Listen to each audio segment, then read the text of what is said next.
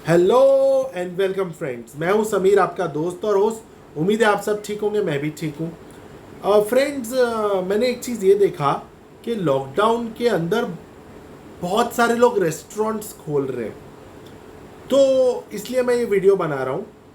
फिर मैंने यूट्यूब पे मैं काफ़ी रिसर्च करता हूँ, तो रिसर्च में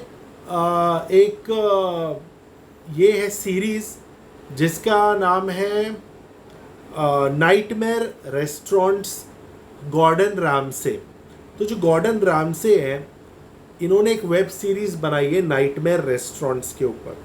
तो ये क्या करते हैं, ऐसे रेस्टोरेंट्स में जाते हैं जहाँ पे बहुत हालत ख़राब है और वो लोग मिसमैनेज कर रहे हैं, वो रेस्टोरेंट बुरा चल रहा है। तो वो देख के अभी मैंने रिसेंटली एक ऐसा एपिसोड उसमें देखा। तो ये जो मैं आपको बताने वाला हूँ, ये उन लोगों के लिए जो रेस्टोरेंट का बिजनेस ऑलरेडी चला रहे या तो प्लान कर रहे। ये मैं जो आपको भी बताऊंगा, इससे आपको बहुत आइडिया मिलेगी।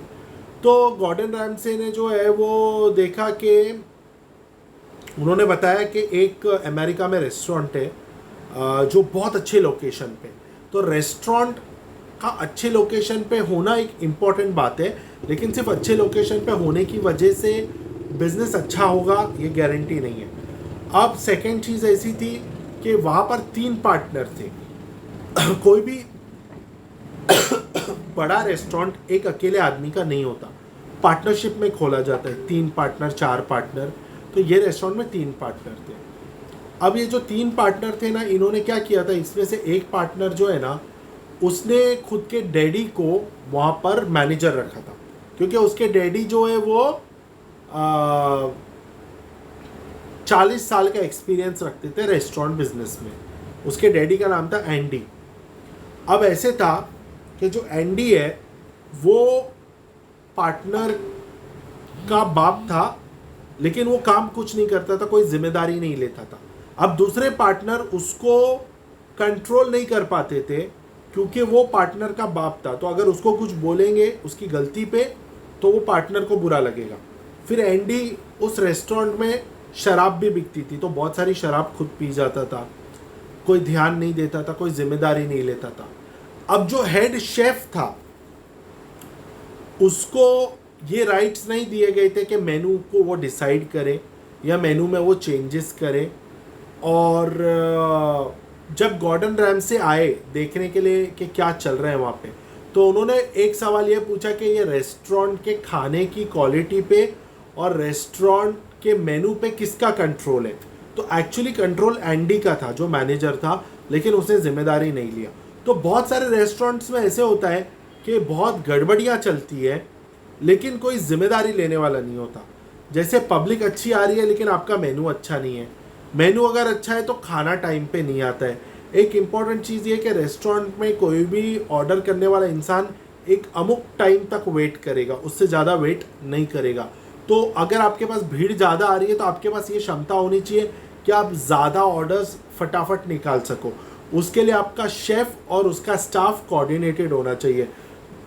प्लस मैंने ये भी देखा कि वहाँ पे शेफ़ बहुत मेहनत कर रहा था, लेकिन स्टाफ उसकी बात नहीं मान रहा था।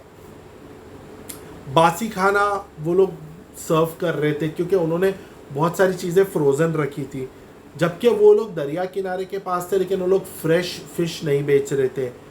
प्लस अलग अलग लोगों की रिस्पॉन्सिबिलिटी फिक्स की हुई नहीं थी। तो इस वजह से रेस्टोरेंट फेल हो रहा था। गॉर्डन रैमसे ने उन लोगों को समझाया और बहुत हद तक उनके रेस्टोरेंट को सुधारा। फिर इंटीरियर बहुत जूने हो गए थे उनके रेस्टोरेंट के, वो रिपेयर नहीं कर रहे थे। तो दोस्तों, एक रेस्टोरेंट चलाना आसान या मामूली काम नहीं है और हर किसी के बस की बात नहीं है। आधे से ज़्यादा न्यू रेस्टोरेंट 6 महीने के पहले ही बंद हो जाते हैं। तो आप अगर रेस्टोरेंट का बिज़नेस करना चाहते हो तो उस पर अच्छे से रिसर्च करो। रिसर्च करने के बाद रेस्टोरेंट के बिज़नेस में हाथ डालो। और अगर आप मुंबई रीजन में हो और आप रेस्टोरेंट स्टार्ट करना चाहते हो, तो उसके लिए जो पेपर वर्क, लाइसेंसेस लगते हैं, उसमें मैं आपकी मदद कर सकता हूँ। अगर आप वो पेपर वर्क जैसे food licence, fire NOC, municipal NOCs, ये सब अगर आप लेना चाहते हो, लेकिन सिर्फ कब, मुंबई रीजन में, तो आप मुझसे कांटेक्ट कर सकते हो, मैं आपकी मदद करूँगा। मेरा नाम है समीर, मुझे उम्मीद है आपको ये वीडियो अच्छा लगा होगा। Thanks for watching, bye bye, take care.